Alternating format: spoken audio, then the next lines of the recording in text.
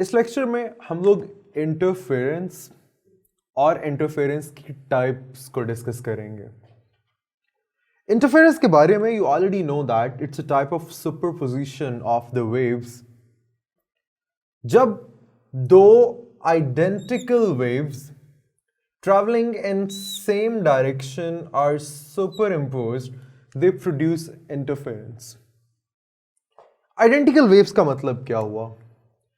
आपने conditions अगर सुनी हो, इससे पहले हमने जब बात की थी सुपरपोजिशन की तीन तरह की टाइप्स में, उनमें two waves having same frequency,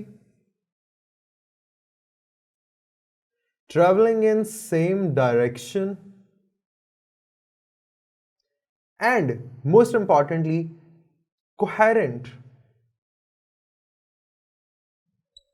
ये तीन कंडीशंस अगर आपके पास सेटिस्फाई हो रही हो, इसका मतलब है कि now these two superimposing waves will show और produce the phenomena of interference.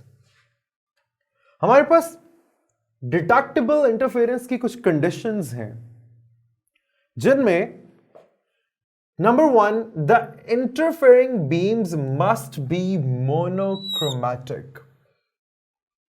Monochromatic का मतलब वेवलेंथ सेम होनी चाहिए, वेवलेंथ सेम मतलब फ्रीक्वेंसी सेम। आपके पास वही कंडीशन जिसकी हम बात कर रहे थे।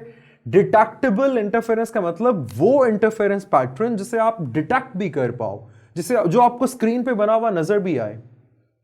The interference beam must be monochromatic. Number two, they must be coherent. वही बात हम जो भी कर रहे थे, कोहेरेंट उनको होना चाहिए। कोहेरेंस का मतलब क्या है, इसे हमने पहले भी डिस्कस किया हुआ है, अभी मजीद डिस्कस करते हैं। तीसरी, the sources should be narrow and very close to each other, क्योंकि अगर वो क्लोज टू ईच अदर नहीं होंगे तो उनसे निकलने वाली लाइट वेव्स जो है मे बी वो आपस में इंटरेक्ट नहीं करेंगी, तो उनको क्लोज टू ईच अदर होना चाहिए। And number four, intensity of the two sources be comparable. दोनों की इंटेंसिटी कंपेरेबल होनी चाहिए। मतलब ये ना हो कि एक बहुत ज्यादा इंटेंस लाइट हो, एक बहुत लाइट हो, तो आपको पता ही नहीं चलेगा कि वो इंटरफेयर कर कैसे, यानी जो पैटर्न बनेगा उसमें जो फ्रिंजेस बनेंगी ब्राइट एंड डार्क, वो फिर क्लियरली सेपरेबल नहीं होंगी। ये शॉर्ट क्वेश्चन के तौर पे आपको याद रखना है, what are the conditions for a detectable interference. अब हम यहां बात कर रहे थे what does it mean by being coherent. तो कोहेरेंट का मतलब होता है हैविंग सेम फेज या कांस्टेंट फेज डिफरेंस, और इसे हमने पहले भी डिस्कस किया था कि आपके पास two different sources can never be coherent. तो फिर आप दो कोहेरेंट सोर्सेज किस तरह से प्रोड्यूस करते हो, यूजिंग हाइजेंस प्रिंसिपल, जहां पे हम एक ही सोर्स से आने वाली लाइट को दो डिफरेंट सोर्सेज में कन्वर्ट कर लेते हैं। सो कोहेरेंट सोर्सेज का मतलब होता है the monochromatic sources of light which emit waves having a constant phase difference. तो ये भी आप शॉर्ट क्वेश्चन के तौर पे याद रख सकते हो। It's another important short question, what are coherent sources. जैसा मतलब है आपको इसकी डेफिनेशन वहां पे स्टेट करनी पड़ेगी। ये तो थी हमारे पास तीन कंडीशंस फॉर डिटेक्टेबल इंटरफेरेंस, तीन या चार जो आपने अभी देखी। अब हम आते हैं टाइप्स ऑफ इंटरफेरेंस के ऊपर। इंटरफेरेंस की बेसिकली दो टाइप्स होती हैं, either it can be constructive interference और it can be destructive interference. सबसे पहले, what is a constructive interference. Constructive आपको नाम से ही क्लियर हो रहा है, it's something which constructs, which develops.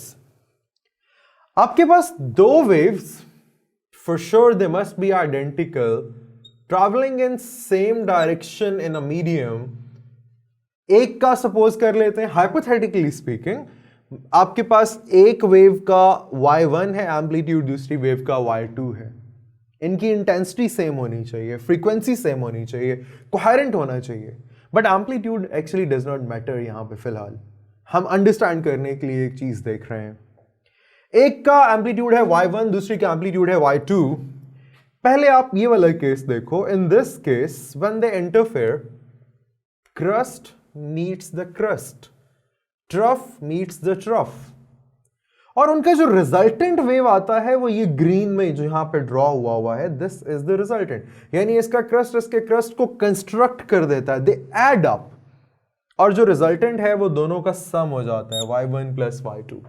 तो आप सिंपल अगर याद रखना चाहते हो आप इस तरह से याद रख सकते हो, जब क्रस्ट क्रस्ट से मिलेगा, जब ट्रफ ट्रफ से मिलेगा, तो हम बोलेंगे they are producing a constructive interference.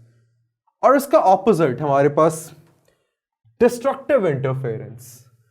Destructive interference का मतलब destruction, they are cancelling each other now. और कैंसिल वो कब करती हैं, इस केस को गौर से देखिएगा, यहां पे हमारे पास पहली वेव का क्रस्ट दूसरी वेव के ट्रफ के ऊपर सुपर इंपोज हुआ है। अब हाइपोथेटिकली स्पीकिंग अगर y2 y1 से ज्यादा था या एक दूसरे से ज्यादा है तो जितना इफेक्ट वो कैंसिल कर सकते हैं वो तो करेंगे, और रिजल्टेंट देखिएगा ये तो पहले से भी कम हो गया। Amplitude of the resultant is less than either of the waves. Now speaking अगर इन दोनों के एम्पलीट्यूड्स भी बराबर होते तो फिर तो ये एक दूसरे को एग्जैक्टली कैंसिल करते, और एग्जैक्टली कैंसिल करके आपके पास रिजल्टेंट जीरो हो जाता, यानी रिजल्टेंट के ऊपर आपको कोई बम्प्स नजर ही ना आते, no crest no trough, in case if they had equal amplitudes. तो आपने यहां पे ये चीज अंडरस्टैंड की कि इंटरफेरेंस क्या है, it's a type of superposition. अब मैं लेक्चर की समरी बयान कर रहा हूं जिसमें अगर दो identical waves, identical mean they should be having same frequency, like they should be monochromatic और they should be coherent and they should be coherent. अगर ये कंडीशंस सेटिस्फाई हो जाती हैं तो superimposing waves will produce interference। अब अगर वो इस तरह से मिलेंगी कि crust meets crust, trough meets trough, they will construct each other, और resultant wave का amplitude will be more than either of the waves। या वो इस तरह से मिल सकती हैं कि they will destruct each other, वो एक दूसरे को destroy कर देंगी और resultant wave का amplitude दोनों से कम हो जाएगा। And in case if both have same amplitude तो resultant wave का amplitude इस केस में जीरो भी हो सकता है।